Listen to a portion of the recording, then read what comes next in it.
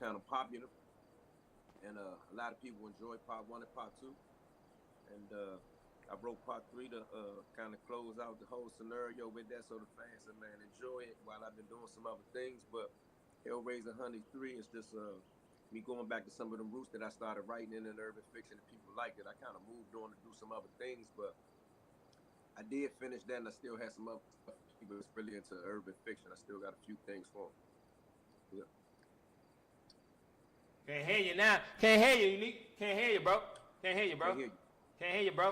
What's up with your system in Harlem, man? What The fuck was y'all it got like going for on in you, Harlem, Beasley? your first day Alright. walking in a USP compound? Yeah, for yeah, you, your first day on the what was it compound. like for you? And be honest, because you know we all nervous, but keep it Talking 100. jail shit. Nah, it's all good for me. I've been asked that question several times. Once again, my experience in my Feds, encounter nigga, as a no USP is states. gonna be different than most people. I was a part of a load. I was a part of loads with the S. The new influx of the prisoners that came from Lawton during the closing of Lawton. So I didn't hit the United States Penitentiary until like 2002. I had been in prison almost 9 years at the time. I've been in prison almost a decade. So I've been in prison and I've been around, what goes on in Lawton. And I'm not going to reiterate all those things Flat told you about Lawton. I mean, it's understood. And I also wrote a book called Lawton Legends that actually is a fictional tale of, life in Lawton. But nevertheless, my point is this. I got off a bus with 40 dudes from where I'm from. Most of those dudes I've been around for almost 10 years. Out of 40 of them, 15 of them have been active all over the system. Some have been to the feds before. It was already about 300 or 400 DC dudes there. So for me to walk into a United States penitentiary, it wasn't the regular old vibe of it when I walked into that United States penitentiary because it was like a baby Lawton. It was almost 600 on a pound. It was almost 600 guys from DC on a pound for months and months. So it really wasn't it wasn't that same experience that I had when I walked through other places like Leavenworth or Colorado and different places that I stopped in other places that was already established prisons. At that point in time, how you have sections that you sit in. Uh, the sections that you sit in was kind of like, they was decided on those bus loads. The whole prison, the order of the prison was pretty much established on those bus loads. So, DC kind of like established that whole prison. And that's not to take no credit for nothing. I'm just saying it was just an unfortunate timing of Lawton closing and us being stuck in all these private prisons for over, well, probably, I think I was stuck in private prisons for maybe 6 years. So I spent the last 13 months in a place called Sussex, Virginia, where they used to have a death row at. Well, really across the street from where they used to have a death row at. All right, So all right. that's what it was like for me walking into a penitentiary. So I got to learn some penitentiary rules in an easier way than having to learn them straight up on the fly. Like, and I say that to say that, the homies that I had that was there out of that 600, some of them have been to the feds. Like, shout out to dudes like Trey and Rome and different guys, my big homie Bushwhack, stuff like that. These guys have been around already, so they had What knowledge about and that nigga you got information an of how issue you do with? time. I didn't need no more information how you You do got an time issue in with Lawton. some I nigga. already understand that. You want to throw them That's hands one with thing you. that a lot of people don't understand when they speak about DC guys. There's two breeds of DC guys. Is a breed of DC guy that's going to be your federal, your U.S. code type of guy. His crime is going to be different. And then it's going to be your Lawton type of guys. And I came out of Lawton with a busload of Lawton guys. So our whole vibe was different. All right. Okay. All right. That's what's up. You can hear me, family? Yeah. Okay. So now I'm going to bring up my little homie, who's now a big homie, and he wants to ask, I'm sure he got plenty of questions for Fly, but he might have some for you and me too, because we the youngest right now. So I'm just a little homie right now to the big homie. All right? So let me bring the homie up. Take your mute off, Boots. All right? Now, this my man Bootsy. Turn your camera sideways, family. Sideways? Yeah. That way you take up the whole screen.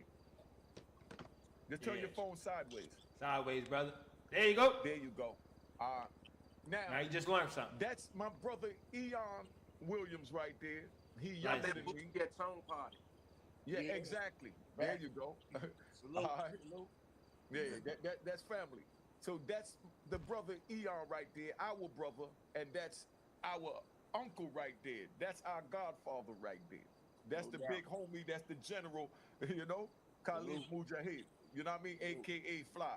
Now, I'm gonna get off the screen. I want you to talk to Fly because you've been listening to the interview and you ask what you need to ask. You know what I mean? To Fly from what you heard, so that it might be able to answer some of your questions and deter some of the youngins to think that it's cool to get caught up in the bull crap that we got caught up in and don't want to glorify it. All right? So there you go, Fly. That's Boosie. Tell them who you are, Boosie. And tell them about how you got locked up, so they know you was in the system too. And, you can tell them about, when I got locked up and, I was supposed to be there for you. I'm going to give you the floor right now to introduce yourself. All right? So that my brothers over here could understand who you are. All right? Facts. Well, first of all, I want to say big respect to Fly, and matter of fact to both of you guys up there. It ain't being that you're a legend, and how you speak about the things you went through and all that. It's not to glorify being in jail, but it's still a fact of being a legend now to be here to let these youth know what you was just saying. And I want to say, I was sitting over here eating popcorn and enjoying what I was hearing, man, because Man, you got that for Mace, nigga.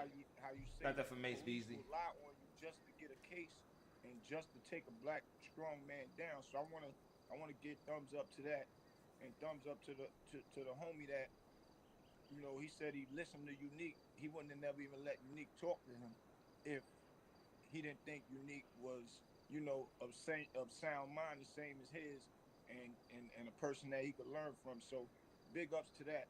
And I really wanted to find out, real quick before I get into everything else, was what made you, after you said, yo, you was wilding every day, you just woke up with another day because you knew you had life and you was like institutionalized.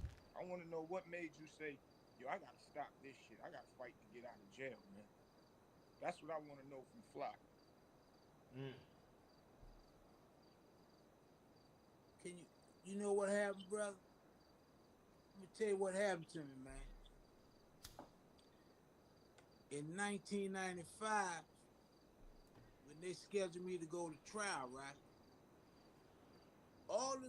Not all the dudes, but a rack of dudes that I used to have with me every day in law. Yeah, I heard you had dudes some. That used to say, "Fly, you die." had a nigga that had an incinerator for an asshole. Rent. No pause. No wife pause. Woman home. No pause. We never ate jail food. Ate street food every night.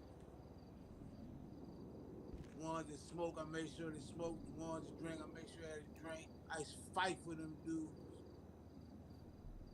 And man, some of the dudes that I thought loved me like family marched up in that courtroom and got on that stand for the FBI and the government and pointed me out and say, I did this for him, I did that for him. Did you dirty? Everybody in the courtroom that was watching them Mr. walk and Kufi, say, ain't that so-and-so? Khalif? He gonna take the stand against Fly? Stab that nigga. And one day, brother, my Okay. sister, she says a Muslim brother named Maurice Salakhan sitting back here in the courtroom, and he said he wanted to come over to jail to visit you on a religious visit. So I said, yeah, all right. I'm still arguing at the time. Yeah. My mind is boggled seeing these dudes march up in that courtroom and take the stand and allow my...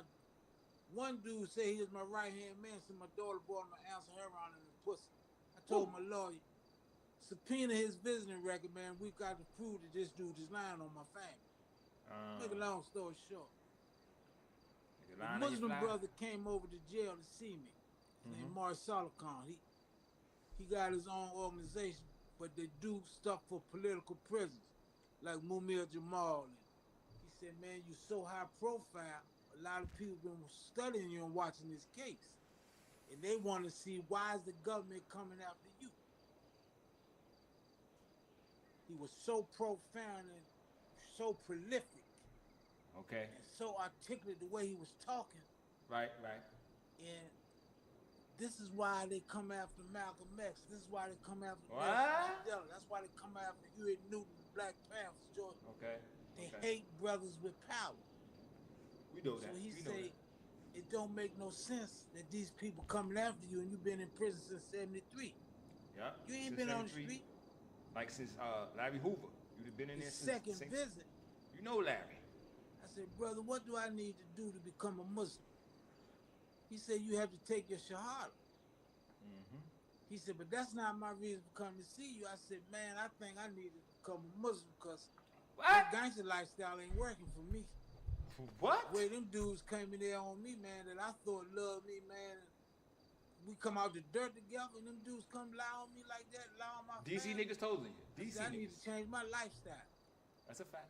Yeah, you do. He said, you need to take your shahada. La ilaha illallah. So Alhamdulillah. I took my shahada. He said, you have to choose a name that fits your personality and your character. I'm going to send you some books. But I had a girl used to call me Khalif anyway, a Muslim sister. I said, my first name going to be Khalif. My middle name going to be Abdul Qawi, the strong. My last name going to be Mujahid, a fighter in the way of Allah. I took my shahada, brother, went back to my cell and faced the east, and I started crying, praying to Allah. I went back to the feds and I told all my homies, I said, man, hey, I'm a Muslim now, I ain't cursing. All that off fitting out. They said, go ahead, man, you stuck. You trying to pull a move. I said, man, I'm serious. Try to pull a move. I gotta change my life. I said, man, because all that tough guy stuff, all that old gangster stuff, man, and running stuff, they just got me life. And dudes that I thought was loyal to me and loved me, had no love. Just went to the grand jury on me and took the stand in my trial, man. They pointed me out, my mother out, my sister out, my daughter out, my friends out. DC niggas, huh? So I said, man, I gotta do stuff different because that gangster lifestyle ain't working. And you see so many dudes that you thought was good, strong was men, your mans in them. that was millionaires and ran stuff. They start flipping. Look at the Alpos, the Raven Edmonds, the Nicky Barnes. All them dudes was rich, man, and they wound up being rats. Who else? So about that nigga from I'm through with that They game. killed him. I'm a turn. And then another brother, who was my family member, he was to be the grand sheik of the Moor Science. He used to say, why don't you use your power for righteousness instead of evil? You got so much power, why don't you use it for good? Once I became a Muslim and started practicing this faith and learning that my place on this earth is to serve Allah, not Shaitan. Because all them wicked, evil things I was doing and knocking dudes out every day and breaking people's jaws, you know what I mean? I said, man, I got to start doing some good. And then you get rewarded for your good deeds. So once I started praying 5 times a day and changing my life and start seeing the light of how Shaitan want us to do evil, wicked stuff. They want us to hurt each other. They want. Look at them young dudes out there keep on carjacking people, mothers and daughters and sisters. For the car just to joyride and then they crash the car. Yeah. Now in D.C., they robbing people for the little French bulldog. A woman came home and walking up the steps, dude jumped out of the car, ran us. Give me that dog, B. They're punching women in the face. Give me that dog, B. Man, we gotta stop these youths, man, from self-destruction. That's what niggas in D.C. doing? Niggas is robbing motherfucking Frenchies. Give me that dog, B. Just like me and Unique said about that ADX, you look at the sky every day. No civilization. It's a torture chamber. And they said, you gonna die here in one of these cells. And when I won, my lawyer just started crying. All the females, they said, man, you coming home. Ooh. That's because I changed my lifestyle. Word, brother. That's because I started praying every day and asking Allah to forgive me for all my wicked ways and accept my repentance for all the evil I've done, man. So we got to start, man, trying to reach out and reach some of these youths, man, and get them on a different path. Because, man, you know how they go to jail, they have 2 or 3 little girlfriends, have babies in there. Then when your little women run off and your children get raised by another dude, a lot of them dudes there in them Jones, they go crazy. They can't do it. They can't take it. Man, it's a shame that these dudes don't realize, man, that's what they want. They want them to keep killing each other. killed him, we lost a black life. We give him life with no parole. So we got rid of two. It's self-destruct. We gotta start doing something to try to reach these youths, man. I don't want nobody in jail. See my point? So we gotta do what we gotta do, man. This is why we need this platform. That's a fact. Every day So I come out, Eon can tell you, every day I go all over DC and do say, welcome home, champ. We seeing you on Eon's page. They say, man, we seeing you on Eon page, hitting the bag, you still shop. Man, we know your story. Welcome home, champ. So, man, we gotta do what we gotta do, man, to try to reach some of these youths, man, so they won't spend the rest of their lives in them jail cells, man. yeah, so where I come from, 1992, you know, I ended up, I met Unique through one of my friends. I used to just see him riding around through Harlem, and I used to be like, and AZ, I was working, around with AZ and all them back in the days. And when AZ left the game, I still was out there, like AZ is like the person that I looked up to at the time. When he left the game, I was stayed in the game. So, I was regulating with me and my little homies, and I seen Unique ride by something new every other day and stuff like that. And I seen one of my homies that was with him. So I was like, yo, I said, yo, who homie you be being with, riding up and down and being parking? And he told me who he was. I said, man, I need to meet him. Long story short, he introduced me to Unique. So I met Unique. And I told him what I can do, and he was like, "All right, homie, co-sign for you." He gave me a shot, and I kept it 1,000 with him.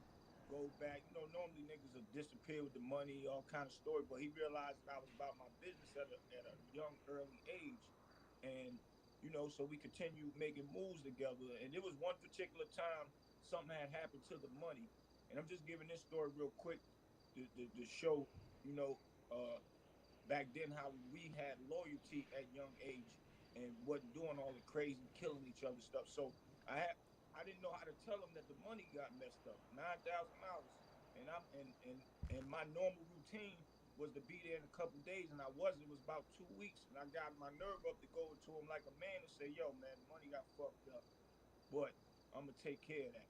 And he said, I already knew something wasn't right because you ain't come back. He said, I wasn't gonna come looking for you for that no little $9,000.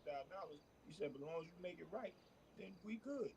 I went, I made it right, came back, gave him the money, and he looked at me like a strong man. We ain't never looked back. We was everywhere together and doing things, parties, all of the above. So I learned from Unique how to make myself, as far as loyalty and making sure your team is all right. Because if your team ain't right, they'll turn on you and stuff like that. So long story short, I get caught up down where you guys is at. I leave New York because the police was on us too crazy. So I'm like, I gotta go somewhere else and do something. So 1992, I started going down to VA, Newport News. I was taking Route 13, and they was doing railroad and pulling people over illegally and searching and all that in Maryland. And in Salisbury, Maryland is where I got caught up at. And once I got in there, I was facing 60 years. They put the paper Damn. right in front of you. Yeah, give us something, tell something, and we'll work with you and all that because you're facing 60 years. So mad niggas from New York was up and down the road getting caught up. I get in there, everybody was in there telling. They was giving niggas 20 years for a little pebble crack rock. Niggas, grown men coming back crying, got 20 years. I'm like, damn, I'm from New York. These niggas gonna slay me for all the shit they found with us. But we went in there, me and my co-defendants went in there. We did no telling, no talking, no nothing, held it down strong. But Unique was I had $1 million bail in there.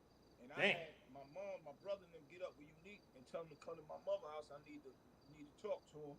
He goes to my mom's house and he gets on the phone and I told him that my bail was $1 million. And he was like, all right, I'm coming to get you. Don't worry about it. And I always known him to be a man of his word. So now I'm sitting back waiting to pack my bags. Week go by, 2 weeks go by. I'm like, damn, man, I'm calling my mom's. I'm like, Mom, you ain't heard from him. She said, I ain't heard from him, baby. His phone going to voicemail, all of the above.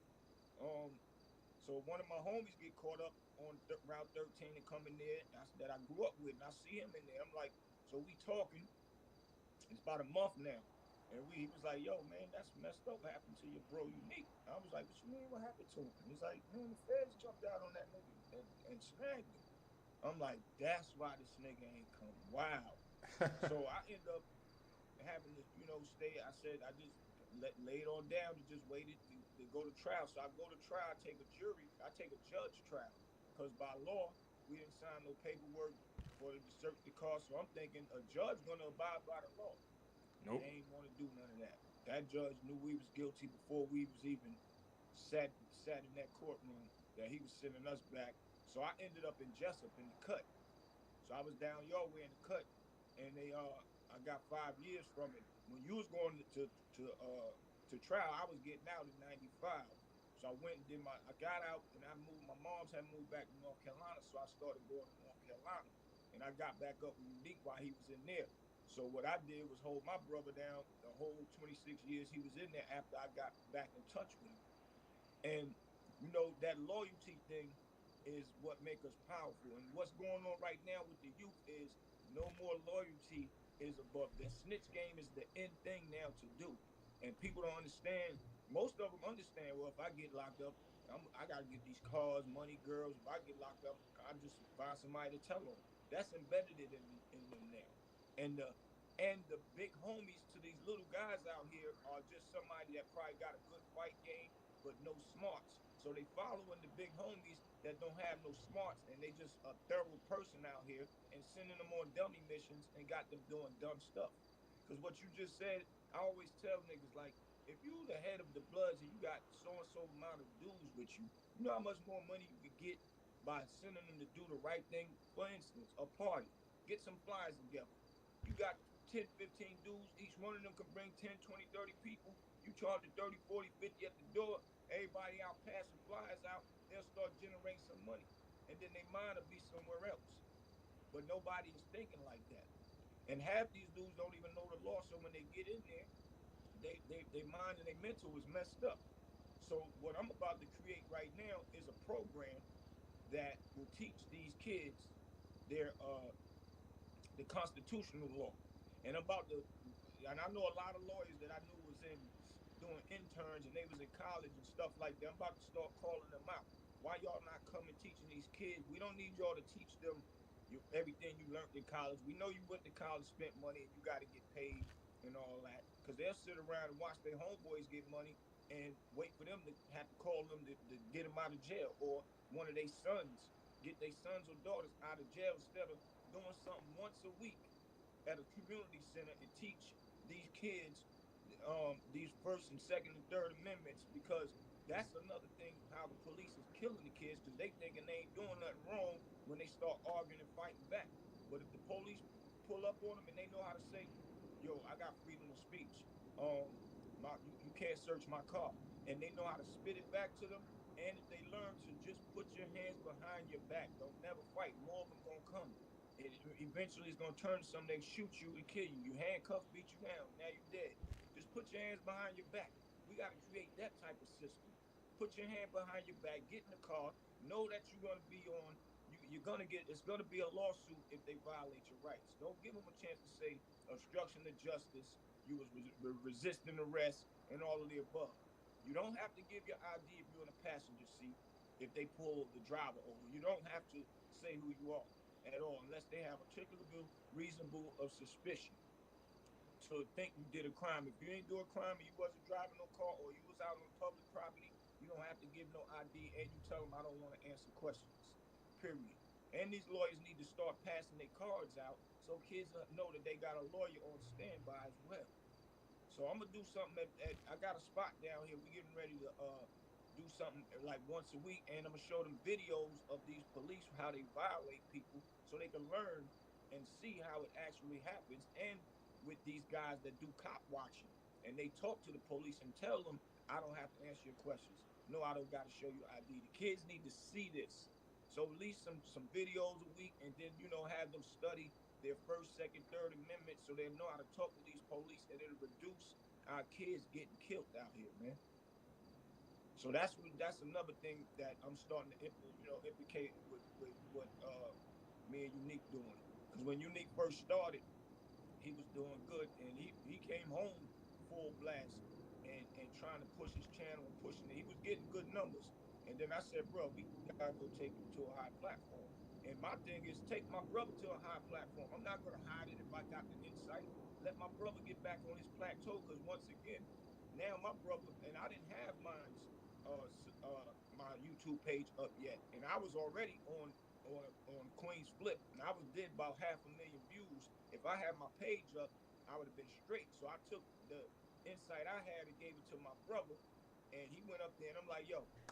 And after he got off that page, mad people start going to his page, and we started preaching that, we got to save the youth, and he ain't never looked back, and he found this niche to tell these stories to these kids. You got to paint that picture, and we ain't painting no picture to look like going to jail is glorified.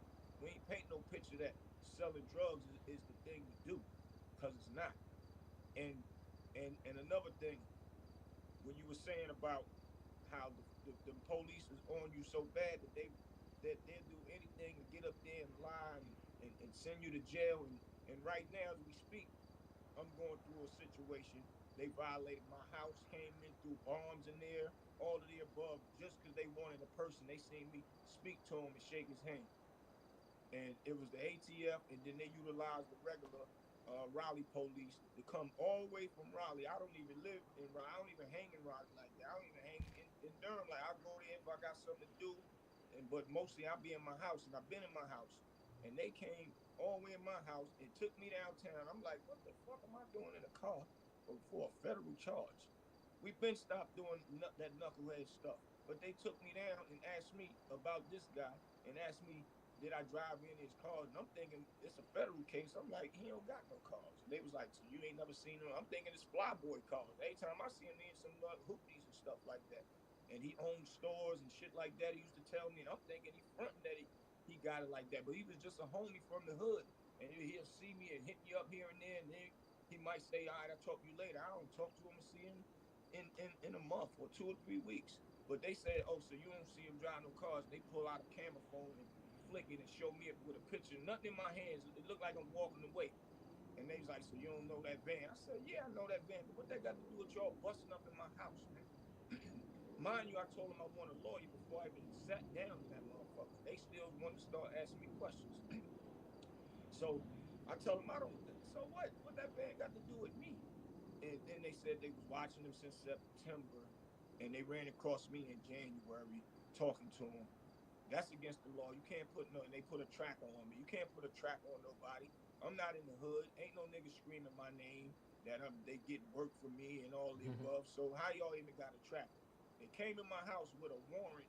Nothing is on the warrant. Not what they coming to look for. My name ain't on the warrant. Nothing. So they wanted me to get down there and start telling on him and see if I knew something about him or whatever. And they got frustrated and kicked me out the office, told me to go the fuck back in there. And that's what I did. Cause y'all fucking with the wrong one. So now I got a lawsuit out on them, $100 million lawsuit on the ATF and the Raleigh police. And so now with my new lawyer, they denied me the right to fire the public defender. When I told them I got a lawyer, they said, well, the lawyer need to be here.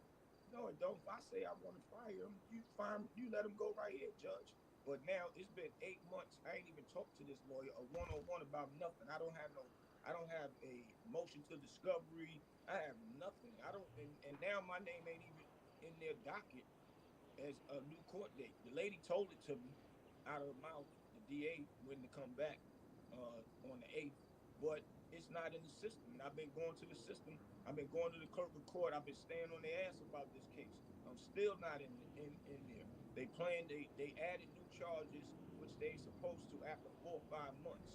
And they put the date on it as if the new charges I got arrested on them that same day that they arrested me, and they added that. They tampering with documents. My social security number is flat out, straight out. It shouldn't be straight out. It's supposed to have X's on it, and one of the numbers is wrong. So that ain't even my social security number. My address on some of the documents is a whole nother address. Ain't even over here on a bunch of the documents.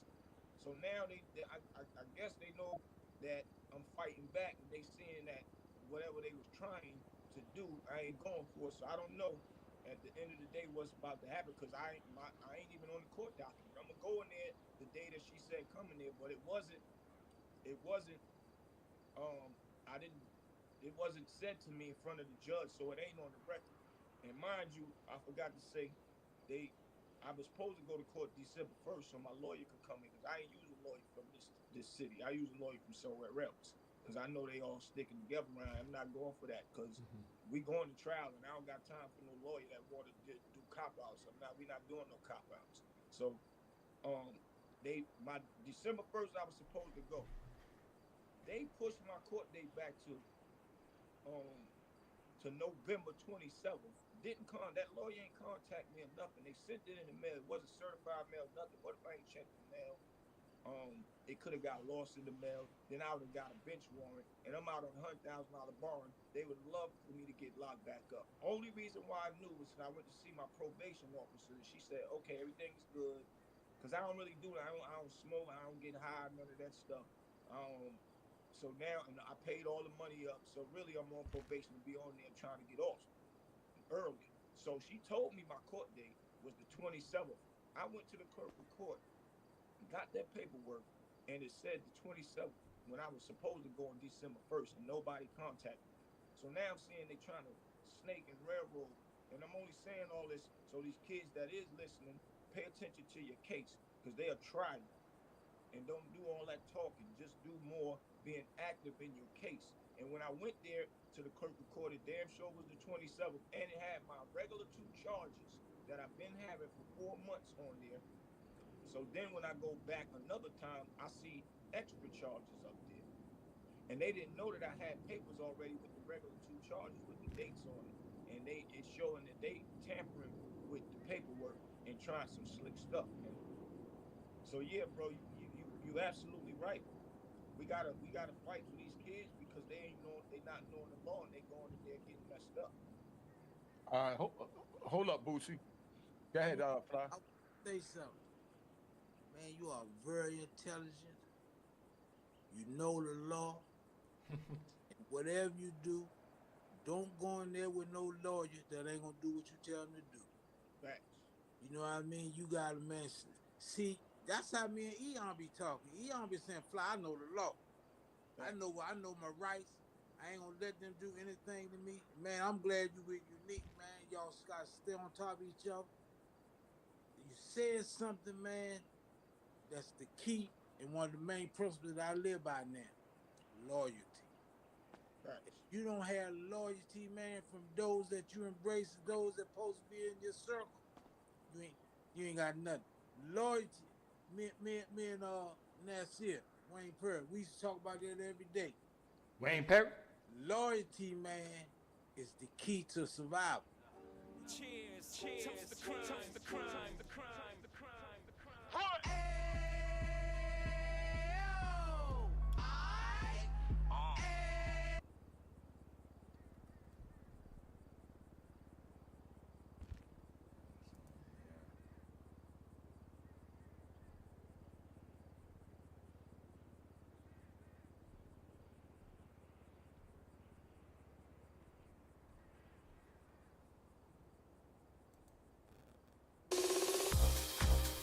With Google Workspace, you can create a Gmail account with your own